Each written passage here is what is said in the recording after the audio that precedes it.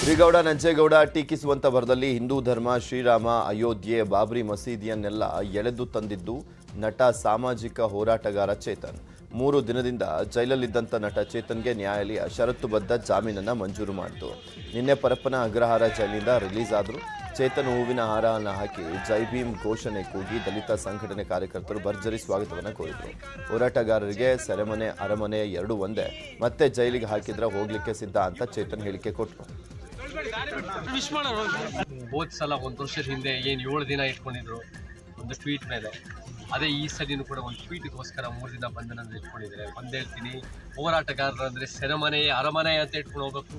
ನಾವು ಅದೇ ರೀತಿಯಲ್ಲಿ ಅವತ್ತು ಹೇಳಿದ್ದು ಇವತ್ತು ಹೇಳ್ತೀವಿ. ನಾವು ನಾಳೆ ದಿನ ಏನಾದರೂ ನಾವು ಕೂಡ ಅನ್ಯಾಯದ ವಿರುದ್ಧ ಹೋರಾಟ ಮುಂದುವರಿಸ್ತೀವಿ. ಮತ್ತೆ ಅವ್ರು ಹಾಕ್ತಾರೆ ಅಂದರೆ ಮತ್ತೆ ನಾವು ಜೈಲಿಗೆ ಹೋಗಕ್ಕೆ ರೆಡಿ ಇದ್ದೀವಿ. ತಂದೆ ಪೆರಿಯಾರ್ ಅವರು ಈ 15 ವರ್ಷದಲ್ಲಿ 23 ಸರಿ ಹೋಗ್ತಾರೆ. ಬಾಬಾ ಸಾಹೇಬ್ ಅಂಬೇಡ್ಕರ್ ಕೂಡ ಯಾವುದಕ್ಕಾದ್ರೂ ತಯಾರಿರ್ತಾರೆ. ಮತ್ತೆ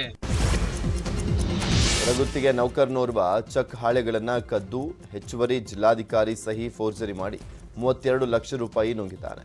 ಈ ಘಟನೆ ಚಾಮರಾಜನಗರದಲ್ಲಿ ನಡೆದಿದೆ. ಜಿಲ್ಲಾಧಿಕಾರಿ ಕಚೇರಿ ಹೊರಗುತ್ತಿಗೆಯ ಡಿ ಗ್ರೂಪ್ ನೌಕರ ರಾಜೇಶ್ ಎಂಬಾತನ ಕೃತ್ಯ ಎಸಗಿರುವಂಥದ್ದು. ಈತ ಜಿಲ್ಲಾಡಳಿತ ಭವನ ನಿರ್ವಹಣಾ ಅನುದಾನದ ಖಾತೆಯಿಂದ ಅಕ್ರಮವಾಗಿ ಹಣವನ್ನು ಡ್ರಾ ಮಾಡಿದ್ದಾರೆ. ಕರ್ತವ್ಯ ಲೋಪ ಆರೋಪದಡಿ ಚಾಮರಾಜನಗರ ಪಟ್ಟಣ ಪೊಲೀಸ್ ಠಾಣೆಯಲ್ಲಿ ಎಫ್ಐಆರ್ ದಾಖಲಾಗಿದೆ. ದ್ವಿತೀಯ ದರ್ಜೆ ಸಹಾಯಕಿ ಜಿ ಸೌಮ್ಯ ಅಮಾನತುಗೊಳಿಸಿ ಜಿಲ್ಲಾಧಿಕಾರಿ ರಮೇಶ್ ಆದೇಶವನ್ನು ನೀಡಿದ್ದು, ಮುಖ್ಯ ಆರೋಪಿ ಹೊರಗುತ್ತಿಗೆ ನೌಕರ ಮಾದೇಶ ಪರಾರಿಯಾಗಿದ್ದಾರೆ. ಗದಗ ಪೊಲೀಸರ ಭರ್ಜರಿ ಕಾರ್ಯಾಚರಣೆ ನಡೆಸಿ ಮನೆಗಳು ಹಾಗೂ ಜೈನ್ ಮಂದಿರ ಕಳ್ಳತನ ಮಾಡಿದಂತಹ ಆರೋಪಿಗಳನ್ನು ಅರೆಸ್ಟ್ ಮಾಡಲಾಗಿದೆ. ಗದಗ ಮೂಲದ ಮುತ್ತು ಅಲಿಯಾಸ ಪ್ರಶಾಂತ್ ಕುಮಾರ ಬಿನ್ನಾಳ, ಶ್ಯಾಮ ವಾಲ್ಮೀಕಿ ಬಂಧಿತ ಆರೋಪಿಗಳಾಗಿದ್ದಾರೆ. ಬಂಧಿತರಿಂದ 8,89,000 ರೂಪಾಯಿ ಮೌಲ್ಯದ ವಸ್ತುಗಳನ್ನು ಪೊಲೀಸರು ಜಪ್ತಿ ಮಾಡಿದ್ದಾರೆ. ಈ ಖದೀಮರು 145 ಗ್ರಾಂ ಬಂಗಾರದ ಆಭರಣ, 280 ಗ್ರಾಂ ಬೆಳ್ಳಿ ಸಾಮಗ್ರಿ ಮತ್ತು 10 ಕೆಜಿ ಪಂಚಲೋಹದ ಮೂರ್ತಿ ಕಳ್ಳತನ ಮಾಡಿದರು. ಕಳ್ಳರನ್ನ ಹಿಡಿದು ತಂದಂಥ ಪೊಲೀಸ್ ಸಿಬ್ಬಂದಿಗೆ ಬಹುಮಾನವನ್ನು ವಿತರಿಸುತ್ತೇನೆ ಅಂತ ಘೋಷಣೆ ಮಾಡಲಾಗಿದೆ.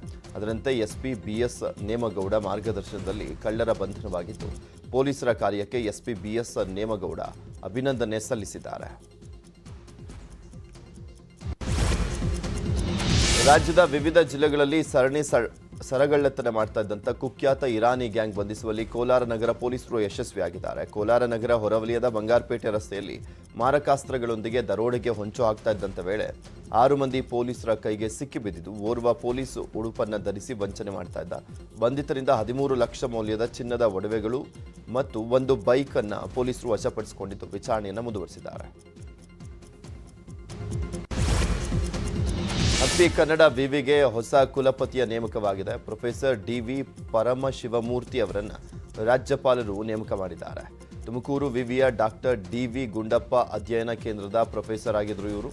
ರಾಜ್ಯಪಾಲ ತಾವರ್ಚಂದ್ ಗೆಹ್ಲೋಟ್ ಅವರಿಂದ ಆದೇಶ ಹೊರಡಿಸಲಾಗಿದೆ. 14ನೇ ಬೆಂಗಳೂರು ಅಂತಾರಾಷ್ಟ್ರೀಯ ಚಲನಚಿತ್ರೋತ್ಸವಕ್ಕೆ ಸಿಎಂ ಚಾಲನೆಯನ್ನ ಕೊಟ್ಟರು. ವಿಧಾನಸೌಧದ ಮುಂಭಾಗದಲ್ಲಿ ಉದ್ಘಾಟನಾ ಸಮಾರಂಭ ನಡೆಯಿತು. ಉದ್ಘಾಟನಾ ಕಾರ್ಯಕ್ರಮಕ್ಕೆ ತ್ರಿಬಲಾರ್ ಬರಹಗಾರ ವಿಜೇಂದ್ರ ಪ್ರಸಾದ್, ಅಭಿಷೇಕ್ ಅಂಬರೀಶ್, ಸಪ್ತಮಿ ಗೌಡ ಆಗಮಿಸಿ ಕಾರ್ಯಕ್ರಮದ ರಂಗನ್ನ ಹೆಚ್ಚಿಸಿದರು. First prize, but then rated and chosen for this occasion. Important moment. ಬೆಂಗಳೂರಿನಲ್ಲಿ ಜಗತ್ತು, the world in Bengaluru.